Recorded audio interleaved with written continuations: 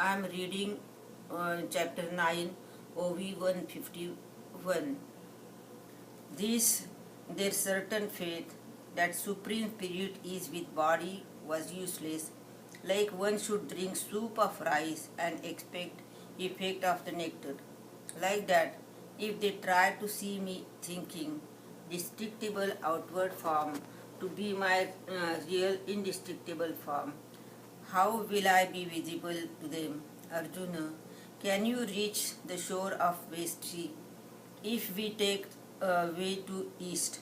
Or if we beat husk, will that give you grain? Like that, if you think this body as me, will you come to know my real self? If you drink foam, that will be like drinking water. So, with mind occupied with the thought, this body is me, they force bodily functions like birth and death on me. Because of this, they give me name who is unnamed.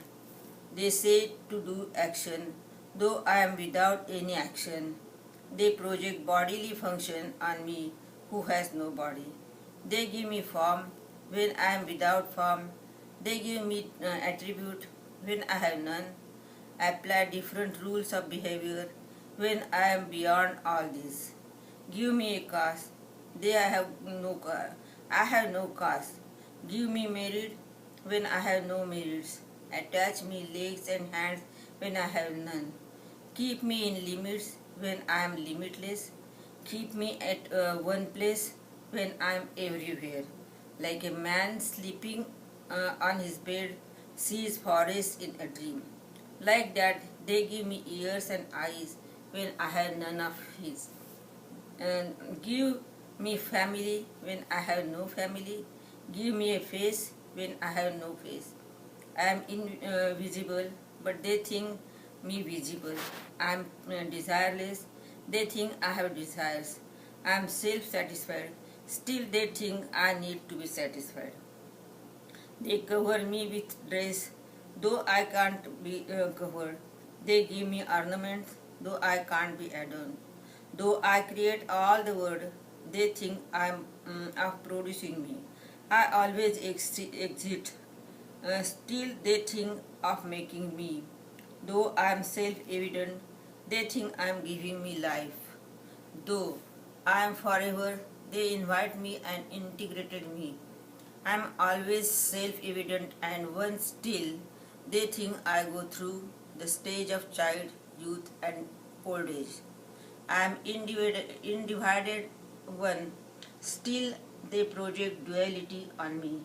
I am actionless, still they think I act. I am without enjoyment, but they consider I enjoy. They describe my heritage when I have none. They grieve at my death when I never die. They consider me friend or foe, though I stay in everyone's heart. They think I desire many pleasures when I am with myself in perpetual bliss. While I am everywhere, they think I am in one place. They say I favor one and kill other in anger, though I am in the soul of everyone, movable and immovable. These are all characteristics of a common man. These are given to me. This is their ignorance. When they see an icon in front, they think this is the God and worship him. When the same icon is broken, they stop worshipping, thinking God is finished. In this way, they think I am a man like all others, having body. This kind of false knowledge covers my pure. That's why their birth is in vain, like the clouds coming out of the season, or the waves seen in a mirage are only to be seen from the distance, or the horsemen made of wood, or the ornaments made of magic, or a town made of cloud in the sky, are only to be seen but false in fact, or a cactus growing tall with no fruits and empty inside, or braced in neck of a sheep are useless. Like them, The life of these ignorants is of no use. Whatever they do is useless, like the fruit of silk cotton, and so is to be condemned. They might have learned is like the coconut plucked by monkey or the pearl in the hand of a blind. Whatever science they may have are like weapons given in the hands of a small girl or mantras given to an impure man. Like this, whatever knowledge they have and whatever they might have practiced, everything goes to waste because their mind is not stable. A giantess with evil spirit who swallows conscience or destroys discretion, who walk in the night. She dominates them and overwhelms them with worry. Thus they fall in her mouth. Inside her mouth, the tongue of violence plays in saliva of hope. The giantess is constantly chewing delight. She comes out, licking edges of her lips up to ears of dangers. She is like a dangerous valley between mountains of wrongdoings. In her mouth, teeth of hate are grinding the knowledge with force. She covers stupid men with low intelligence, like an earthen pot covering sage Agasti.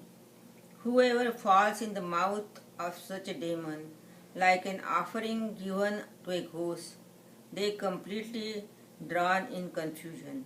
Thus, whoever fall into the ditch of vile attributes, they are not to be found by thought. They reach such a place where there is no trace.